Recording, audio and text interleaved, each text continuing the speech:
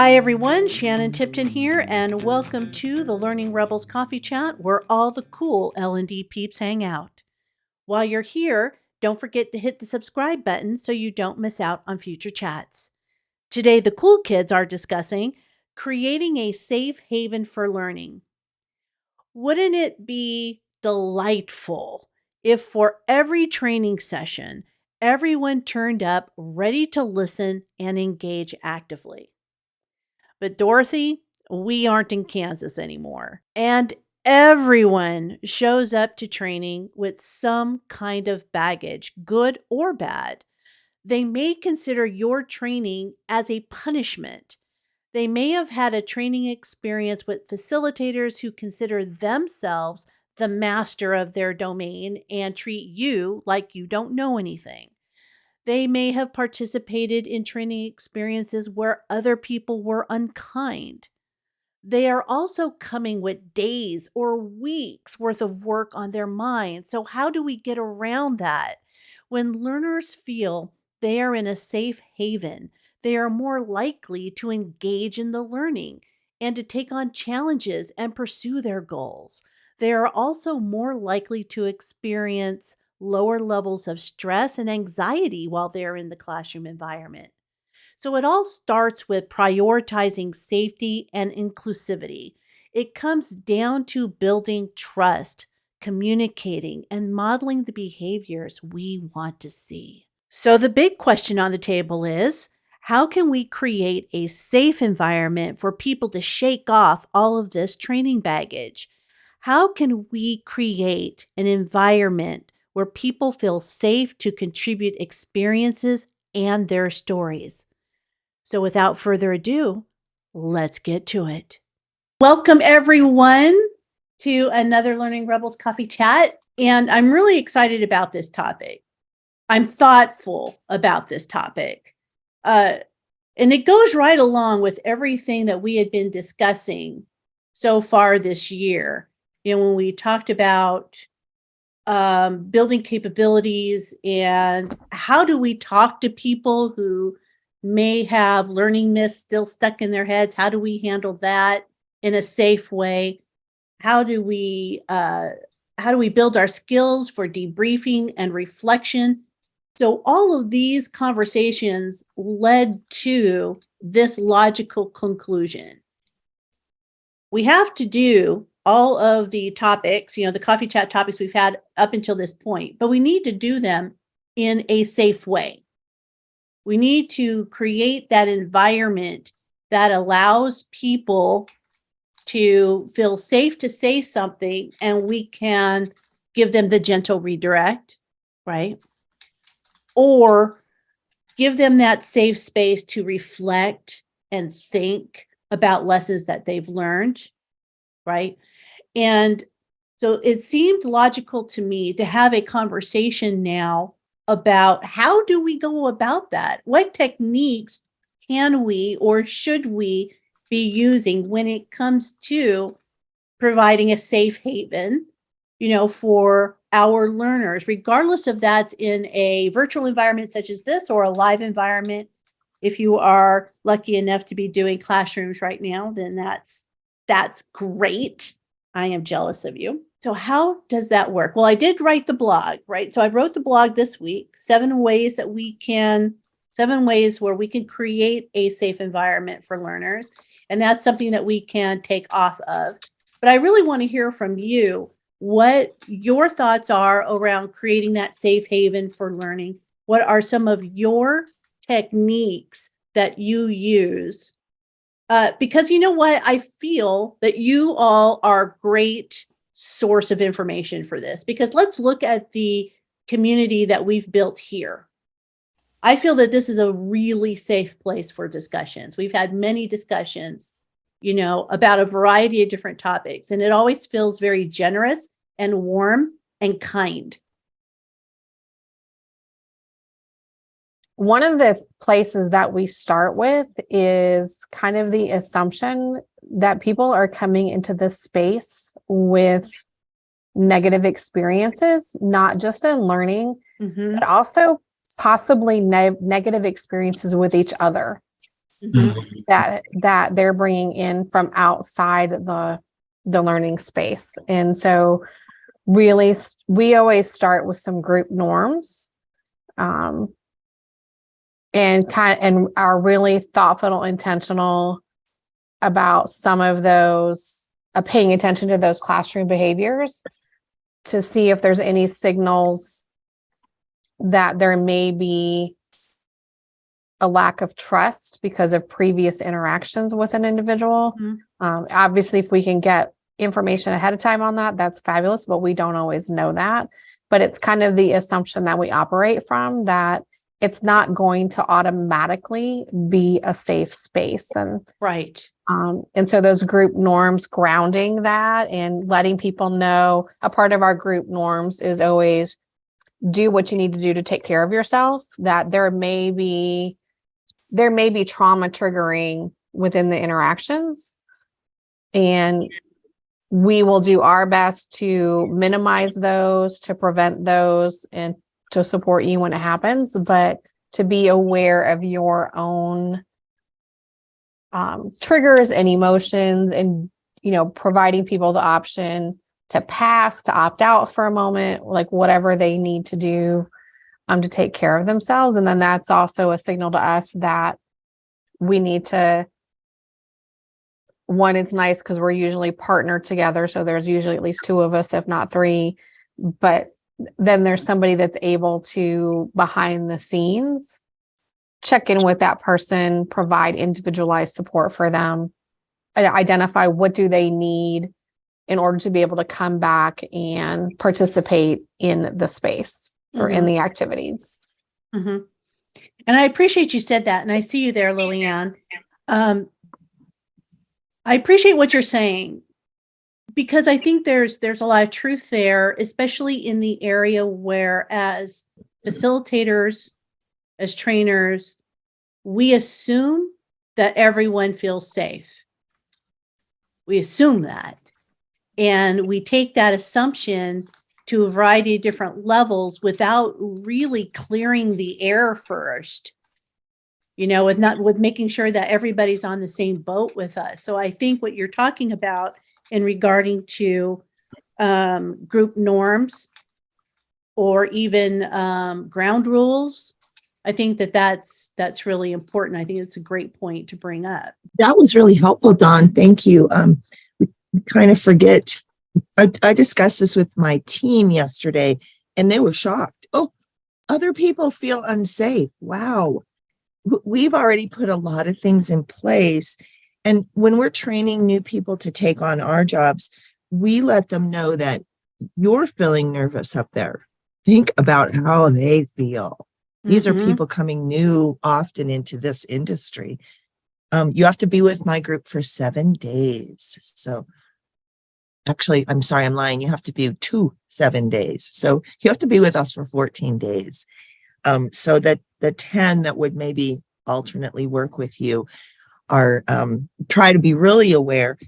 So we start with day one, vital behaviors. And one of our behaviors that we've chosen is that people will speak up. And hey, we know you're not ready for that. And you'll be attending several classes over the next year. T3 classes, crucial conversation, crucial accountability, self-leadership, to help you learn to speak up. But no, the culture already says speak up. From our first introductions, we meet the students, do some tours. Day 1 and 2 are kind of fun. But one of our canned speeches that who's ever leading the room gives as we begin to introduce ourselves is, my job only exists to make you a success here. Mhm. And for the rest of your days here, that keeps me employed. So we want you to be a success, right? Right. We've also tried to go another step with our daily smile sheets. They're electronic, they're anonymous.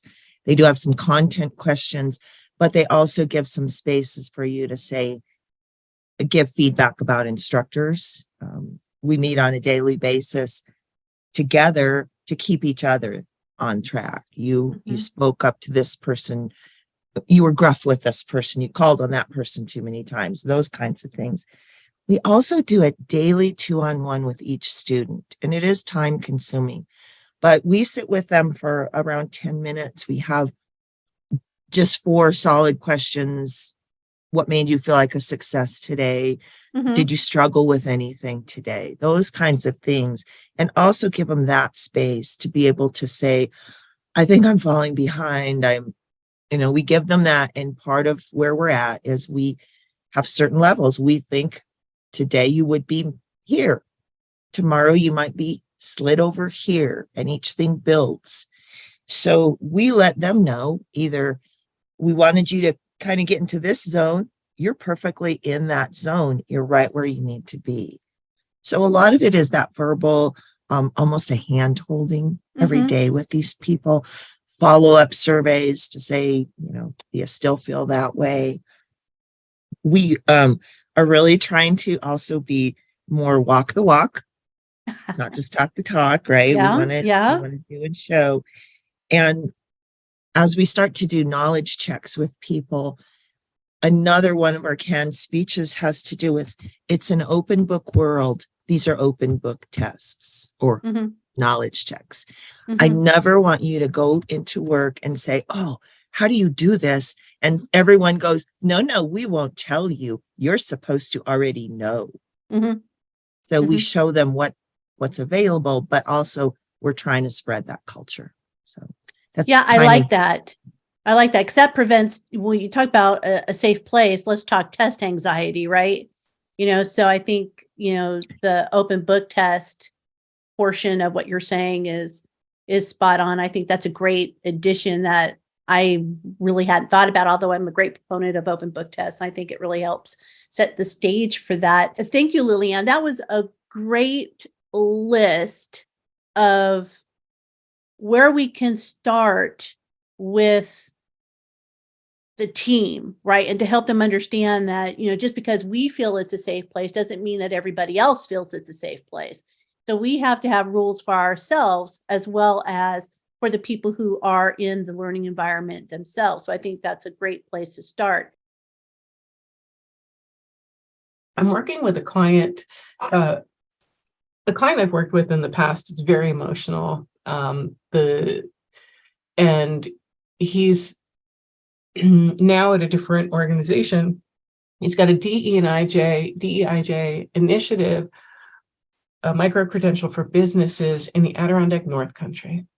And in the discovery work that I'm doing to really get a glimpse into who the audience is, there is so much emotion, and there's so much about businesses dying because they're not changing, they're not adopting, they're not adapting, they're losing clients, they're losing workers.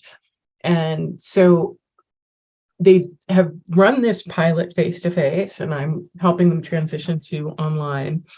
And they talk a lot about how the stories really jar people and get them engaged in it and ready to make a commitment in this space in the face-to-face environment. And to me, a direct translation of that is going to turn a lot of people off.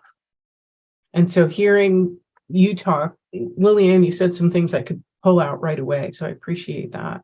And setting those rules and things like that. So any advice that folks can share that they've done something like this successfully, and the words that I keep hearing over and over again is that people are going to feel judged in this space. Like, I'm here because I'm not doing enough. Mm-hmm. And then at the other end of the continuum, this isn't even enough for me. Give me more. And that part I think I can deal with, but the other end of the continuum, I need some strategies for. When we talk about creating that safe spot for speaking up, giving them that safe place in order to participate, do we let the participants know what that means? Because I think we've got to back that truck up a little bit, don't we? So we say it's a safe place to speak up.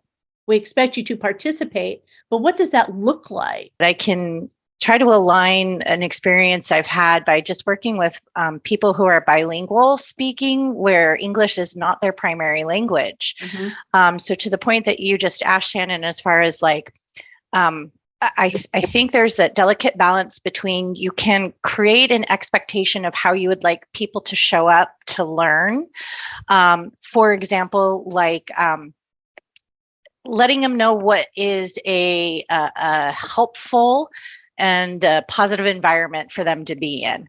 And then I think we also have to be realistic that about our audience. So two things that had occurred for me in observing a training that was provided to an audience who I used to participate with is that we had a lot of people in the field, and we had several individuals where English was not their primary language. And so it was interesting to see how we were attempting to, and whether or not, our clients themselves were responsive to that idea of like, okay, is the expectation of them not being in their field vehicle, sitting and, trying to consume the learning on their mobile device, if that's not going to be considered like an acceptable or a preferable environment for them to learn in, do they have an environment that is what is being considered acceptable, such as do they have a space where it's like a room that they can go to? Secondarily to that is because we had individuals who were participating who might not have been primary English speakers, to create a sense of psychological safety, one of the things that myself and my peer tried to help guide our clients in understanding is that engagement doesn't mean, oh, this person's got to be on the camera and that they can only engage verbally. There can be a lot of great quality, as you see all the time in the coffee chats, that comes in the chat.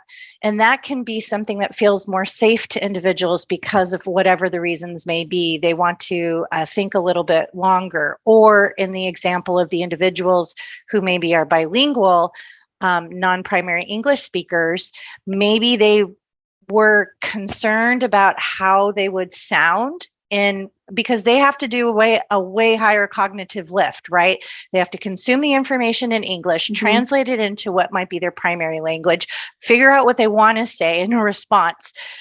That's probably thought in whatever their primary language is, then translate that into English and then share it with everybody. That's a lot more than a monolingual individual has to do. Therefore, as trainers, people who support the facilitators, those are also things that I think need to be thought about when we're considering this idea of creating that psychologically safe environment, both for these virtual formats or even then in the physical space. Thank you for that.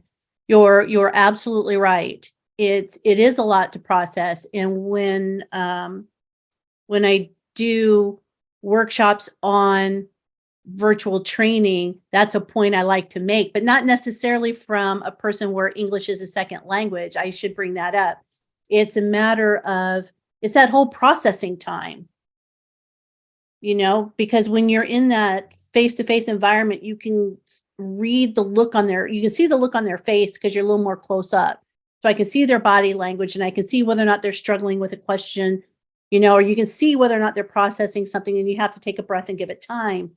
But it's also, the person who might be struggling with the language itself. So I appreciate you bringing that up. Thank you. Yeah, thank you. And I brought that up because when Dawn shared at the onset, two words that she used that really sparked, I think, awareness in this regard was options. And then she was also mentioning about like, what does follow-up look like if you feel that there's an opportunity to follow up because of your observations. And to your point, Shannon, the thing that can be difficult in that follow-up and in processing in real time is that if you are giving options and you're creating a psychologically safe environment in virtual format, allow people to be off camera, right? We, again, if we don't understand their environment, we do not Right. understand the surrounding that they're coming to the table at, and forcing people to be on camera.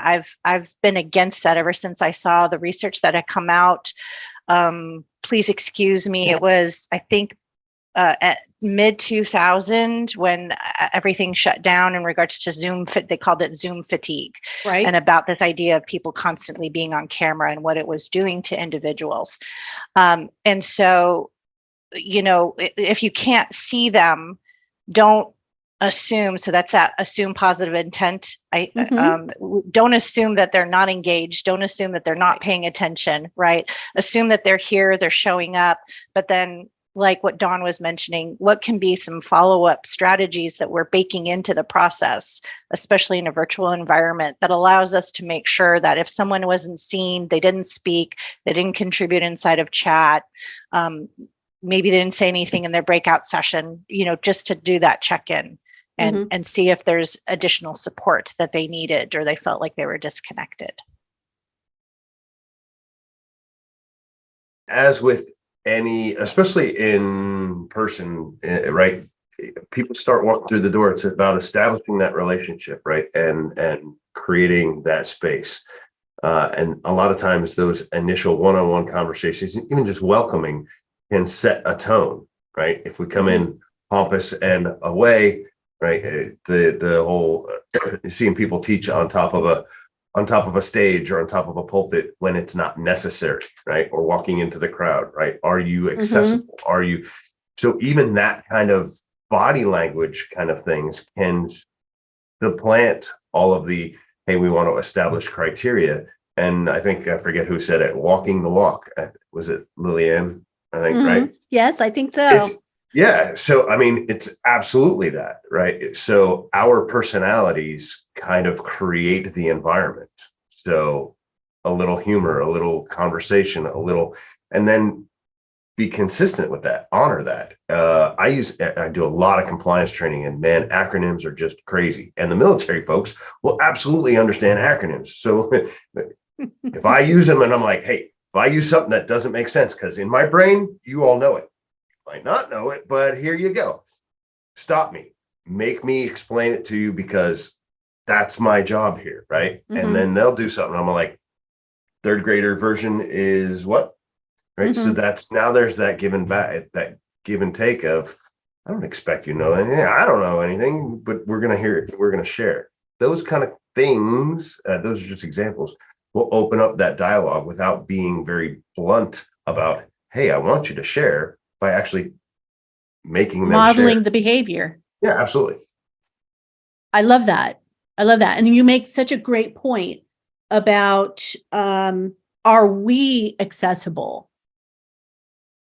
You know, what are we doing to model the behavior that says we're okay if we're wrong. I'm all right if I don't know the answer. And so that's important for them to see. So that way they feel safe to say they don't know the answer. And I love that. And I think that's something that's really important that we don't necessarily address often enough, especially with subject matter experts who are trainers. Right? Because they think that everybody's in their world. And not to say not to put subject matter experts who are trainers in their own unique group, because there are certainly trainers who are trainers that do that as well. But in particular with subject matter experts, they are subject matter experts for a reason, because they're experts in a certain topic. And because of that, they fail to make themselves accessible for questions, you know, where somebody asks you a question, you're like, well, it's stupid, don't you know? It's like, no, I don't know. And it's all about, you know, creating that connection. So I really appreciate that you said that. Let's talk acronyms. So it's interesting, Douglas, you brought up acronyms, and you said if they don't know what the acronym means, to let you know. Do you feel that puts people, do you feel it puts the onus on them rather than the onus on you? Because what if I don't want to say, I don't know that, in a group of people who do know that? How is that handled? So Barnum Bailey says you can't get them all the time, right? No, so yeah, I mean, it's just that give and take. I mean, and even virtually, right? Is that part of an engagement activity? It's like throw a couple up and see where they're at, and or even ask, all right, I challenge you to challenge me of think of some acronyms that I would have no idea. So again, you've opened that flow of information back and forth if it's specific about acronyms, and right. And the more that they're engaged, ultimately, that in itself creates a space where they feel comfortable there and they're more willing to engage in whatever it is that we want them to. Mhm. And you're not going to, and success isn't, you know, there's many times we touch people and we don't know that we've touched them as significantly as they Right. are, because they're just people that kind of hold that tight, where you get the conversation afterwards and you're like, man, I wish you would have brought that up in the class. But some people are boisterous and loud and don't know any better, and other people are much more reserved, right? So Right. What are some of the different techniques for allowing people to ask questions? spirit stick. Spirit stick. Oh, okay. So I know what that means, but for others who may not know what the spirit stick is, explain. All right. So what the heck was the name of that movie? I don't know, some weird cheerleader movie back in the day. All right. So Weird cheerleader I- movie. pardon me. All right. Hopefully you can see this on camera. This is actually a glow ball. Oh, uh-huh. All right. So I use this as the break ball. And so, right, I do an engagement. Somebody gets points and I give them control of the break ball, because sometimes I get passionate. We're going. I'm not paying attention to time or their cognitive abilities at that point. So I give them a person the autonomy to say, yeah, enough. Time for you to not be talking, and we need a break. Right. So something similar to that gives somebody the power, or so the spirit stick, right? You're in the circle and you can only talk if you have the stick, but you make sure they pass the stick around. Have an open question, something that's crazy. I mean, the engagement stuff that we do on all these webinars. Where are you at? What's the weather like? What did you eat for, what do you put on your toast? Something like that just starts conversations. The more conversations that we have, the more comfortable people are. It's simple human nature stuff, right? So I like it. What else you guys got? There's two things I'm thinking about. So going back to Douglas's point, like on a break. So I've also used, if it's live, and you can do it virtually too, but having post-its up that they can anonymously write questions to, so that, they don't have to be like, oh, I'm the person who doesn't know, feeling potentially like everybody else in the room knows, but I don't know. And I also want to go back to the acronym piece too, because I am still fairly new to my industry. And so I've been on both sides now. So I was on the facilitator side that I'm like, okay, I know these, or, kind of like Douglas was, you kind of go through and you make that assumption that everybody's in the same brain space as you. But then I've been on the flip side where I'm like, I don't know what the heck this is. And I'm on a meeting and I'm like Googling the crap. I think we've all been there. Like, what does this mean in manufacturing? And so that prompted me to, my organization it's food manufacturing. We've been around a long time. But there's like not even a sheet that's like, hey, what are all these acronyms? So I actually started creating a sheet of, kind of like a resource sheet of, here's the acronyms, here's what they mean, this is what it looks like. I still have to refer to it because they'll throw one out on a quarterly business call, and I'm like, what the heck is that again? So so those are just some of the things to give people permission, and I'll put myself out there and be like, I don't know, what does that mean? Just had a session this week where somebody brought something up, and I'm like, can you elaborate a little bit more on that, because I don't even know what you're talking about. And so just help me and help everybody else that, because it was a mixed meeting of departments and different knowledge and things like that. So I think one of the things I do a lot is make myself very vulnerable of, you know what, you're the experts. You tell me. I'm just here to guide you and to help you take all this stuff that I'm giving you, and how do you use it and how do you apply it in real life. So I make the participants really a part of the meeting.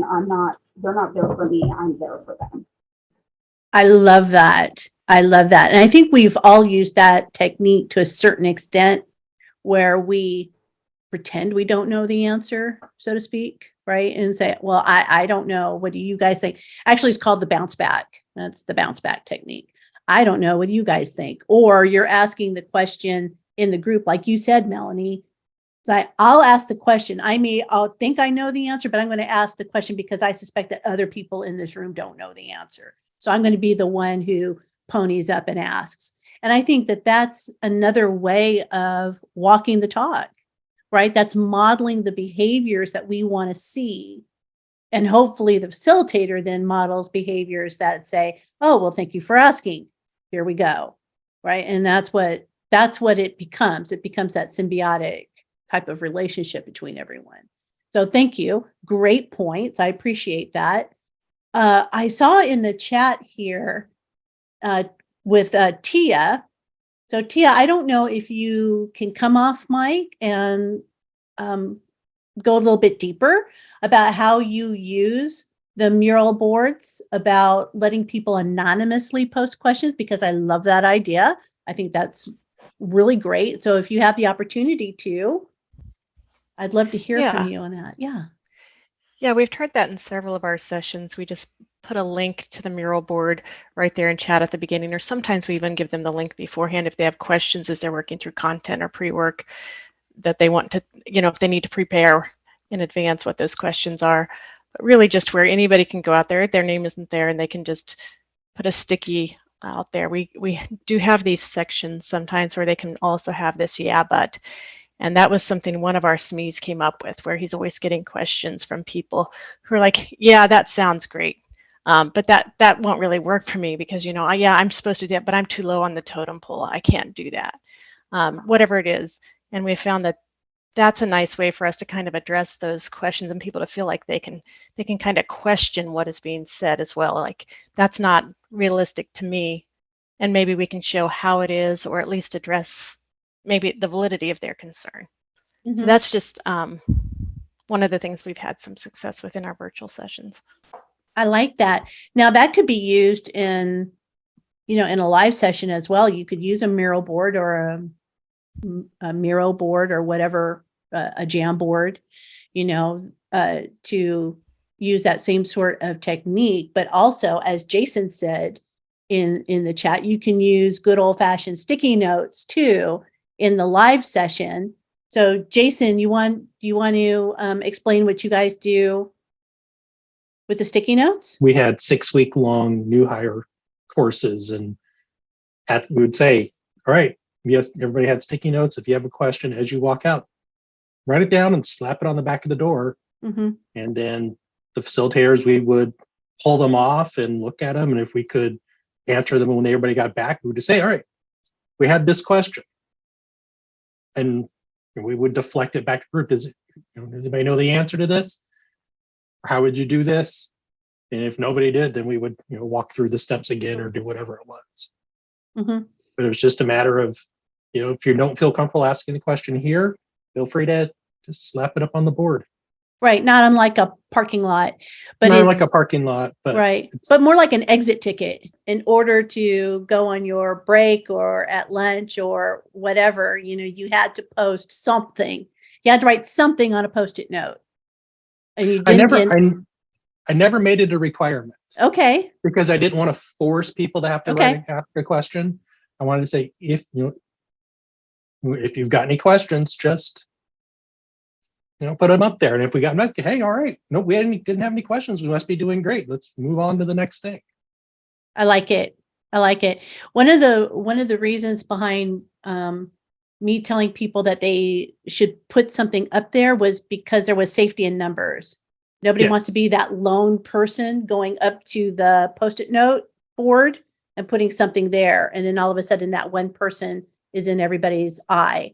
So I would say that it doesn't matter what you put. You could say, this is cool. This is awesome. I love Shannon. It doesn't really matter. Whatever you want to put on your Post-it note on your way out, but put something up there on your way out. And that was my thought. But I like where you're going with it too, to say, I don't want it to feel forced because, we are trying to create a safe environment. So sometimes making it feel forced will impede exactly what it is we're trying to achieve. Yeah, and that's also the benefit of having multiple facilitators in the room is you can True. use that plant and they Yeah, can go stick a couple right. up there before people come out and they're like, oh, look, there's already a couple up there. I guess I feel Oh, I like love getting that. to-" A seed. I have colleagues who write healthy sexuality curriculum and train others to facilitate that curriculum across the US and Canada. So this is something that comes up for us a lot when we are working with teenagers who, it can be very embarrassing and awkward for them to be in that situation. So we spent a lot of time figuring out how to make things anonymous and how to make sure that it is not obvious. There's only 2 of us out of a group of 20 that actually asked a question. Back to Shannon's point of, do I stand out because I'm one of the few people who put a sticky note up there. So having note cards and everybody writes something on the note card, even if it's just, I don't have a question, or, they write nothing. They just write the word nothing. Like we just tell them so that everybody's actually writing something. And it usually helps if it's more than one word so that it's not obvious. I wrote the word nothing, but she's writing like 30 words on hers. So, writing, giving them some kind of sentence prompt or example of what to write on it. And if they don't have a question, and then passing it around or having a basket that everybody drops it in on their way out, or just some form to make it anonymous, and also where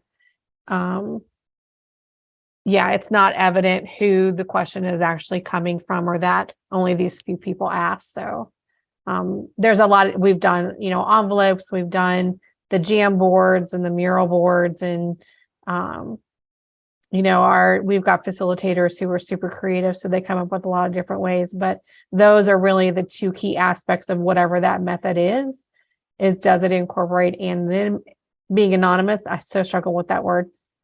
Does it incorporate being anonymous, and does it incorporate that everybody is putting something in? We've got a few more minutes left, and I wanted to also ask the group about setting the stage. So when we first get into a meeting and we do, you do the warm welcomes, hello, everybody, yada, yada, yada. Okay, so we set the stage there with the warm welcomes. But how do you go about starting the conversation with the group and talking about this is a safe place? So we say that a lot. This is a safe place for everyone to contribute. This is a safe place to learn. How do we set the stage for what that means? Because what I see as a safe place may be different to Dawn, may be different to Douglas, may be different to Felice, may be different to Todd, right? So I'm curious now, how do you go about setting the stage? I'd say real quick that the subject that you're discussing is going to help define that, right? If I'm talking about some OSHA compliance stuff versus talking to teenagers about sexuality, much different setting your parameters, right? Right. So again, I go back to it's what environment are you creating for them to walk into, right? Is it staunch and stuffy? Is it we're going to talk at you? Is it going to be we're talking with you? If it's a softer subject, is your tone softer even, right? A little less animated, a little less energy, because not that it's going to be morose, but just, hey, we're talking, if you're talking to people about very sensitive subjects, you have to take it with a little more sensitive tone to, again, establish your initial kind of, I don't know, temperature zone feeling. I'm at a loss for words. Hey, and when in doubt, comedy's never a bad thing. And that should not surprise you that I say something like that, Shannon. Not at all. Not at all. But I love what you're saying, because what you're saying here is know the topic and know how the topic is going to be reacted to by the audience. Right. And make sure that those things kind of align. So if you're talking about a super serious subject, maybe Disco Friday music coming into the room may not necessarily be appropriate. Or is it? Disco Friday music should be inappropriate for most topics, like unless you're talking about Disco Friday. And whatever. Why? Disco Friday rocks. I'm just going to put that out there. This is a safe environment. I'm going to say Disco Friday rocks. Agree to disagree. So what else? So when we talk about setting the stage and setting up the environment, I think what you're talking about, Douglas, is really important. So again, it's about, okay, it goes even further back than the warm welcome at the beginning of the event or session or class. It starts at the door. So how are we even then setting the environment? You use the word environment. So how are we using the environment to set the stage? What techniques are you guys using? Not so much just at the door, but even before the door. So depending on to Douglas's point, depending on the subject, I may in the invite, put some things in there.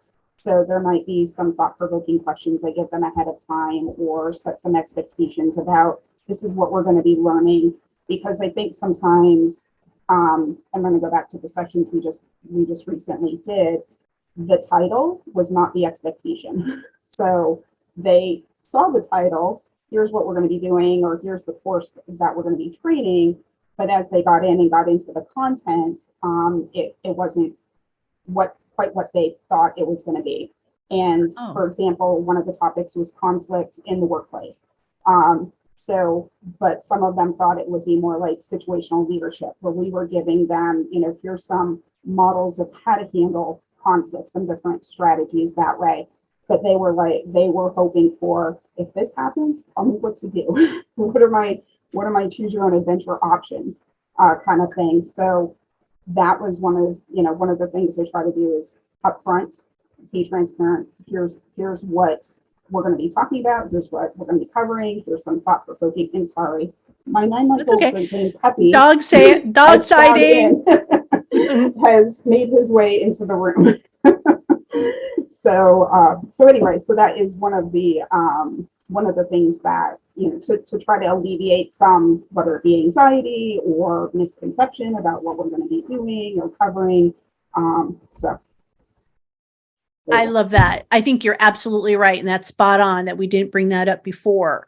We talk about communicating to the participants before they even get to the room, what the expectations are, and not in a teachy type of here are the rules kind of manner. It's really about using the tone, right? So the emails or the communications are in the tone that you want reflected in the classroom, if you will, environment. So and being clear, obviously, on course descriptions is always helpful. But I do believe that sort of communication, it all starts, right? It layers, it scaffolds, especially as we discussed at the very beginning of this, is that people have baggage. They've had, and I think it was you, Lillian, who might have brought it up, or maybe it was you, Don, I'm sorry, where people have baggage. They've been in classroom environments that were not safe. That, it was all about the facilitator, not about them, or maybe, there was people who are rude or mean or condescending or whatever, so there's baggage. And so now our role is, even before they step into the room, is to help clear up that baggage. So thank you for that, Melanie. And yes, I saw the comment in the chat. Do you own a horse? Is it clear that baggage or acknowledge that baggage? Oh, I think you're, it's- great question. I think that's the approach I've always taken. Yep. Great question. And maybe I misspoke. It is about acknowledging that baggage. Well, you know it in your head, right? You know that that baggage is coming into the room every single time that baggage is coming into the room. So now it's, how do you work with it? Maybe that's more appropriate. We know it's there. So it's acknowledging it, not necessarily out loud, but in our own hearts. We know that it's there. So now what? So thank you for that, Felice. I keep wanting to call you Phyllis. I'm so sorry. It's okay. I just think like the notion of clearing that baggage is overwhelming to me. Yeah. Right. And so I think acknowledge and tap into these strategies would be the way I would want to go. Mm-hmm. Absolutely. Maybe you could have physical bags, like brown lunch bags or bags, or have something and just say, or tell them to, if it's remote, tell them find like a bag and just say, take a few minutes and everything like the baggage that you're bringing with you and everything that's here, acknowledge it, put it in your bag. So it's like, okay, you're here with your baggage, but but it allows somebody to maybe to clear, go, okay, yeah, it's there. I mean, I can. That's a great idea. I love that. And I love that for an asynchronous program. Mm-hmm. And then re-examine what you put in the bag at the end of the program. Mm-hmm. That's great, Maureen. Thanks. Sure. That's a wonderful idea. Totally going to steal that my next workshop. I think that's wonderful. Yeah, it's very visual, and it's therapeutic almost. Where people can say, I'm holding this in my heart and I'm going to let it go. I love that. All right. Could they have an actual box or bag to drop that baggage into? Oh, yeah, they could. Thanks, Heather. I think that's a great addition. So you can have people, put it into a bag and then maybe put that bag into a box that goes off to the side. And said, now we're putting all of our baggage aside. So I think that that's a great metaphor for that. Yeah, adding motion with thought. I love it. They could decorate the bag. We can have all sorts of activities. Look at us trainers go. We can have all sorts of activities with just the bag. We had Dawn, what you had someone do a similar thing virtually, write down. Okay. And so what was the direction? So Dawn, I'm looking at your chat statement. What was the direction that you gave them or that your trainer gave them? Oh, I was a participant in it. It was something along those lines, like we know you're coming into this space and this is just a part of your day, just a part of your work. And there's a lot of things that you're probably stressed about. You've got deadlines, you've got challenges, work stuff, personal stuff. So whatever those things that keep coming up in the forefront of your mind that are keeping you from focusing in this space, like just write them all down. Are you worried about your kid at school? Are you, have you got a deadline tomorrow and you're worried you're going to finish this report? Like whatever the things are, write them all down. And then, just set it aside. And it just gave a moment. And I think she gave us like 2 or 3 minutes to write stuff down. And it was just a nice transition into the space to be able to focus on the content of the session. Mm-hmm. I like that. And then you could say, if you want to, you can always pick those Post-it notes back up and carry them with you for the rest of the day. But at least you freed up your brain space for this hour.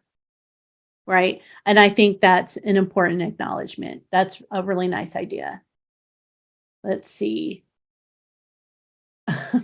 Lillian, to build on Disco Friday music, we have a trainer who raps the wrap up for some sessions. Oh, well, there's a talent I don't own. But I think it is about setting the fun environment where appropriate. It's setting a communicative environment on the outset. So this is why I push when I ask, what does participation look like? What's the expectation behind it? Because Again, words mean different things to different people. So when we say we really want you to participate, what does that look like?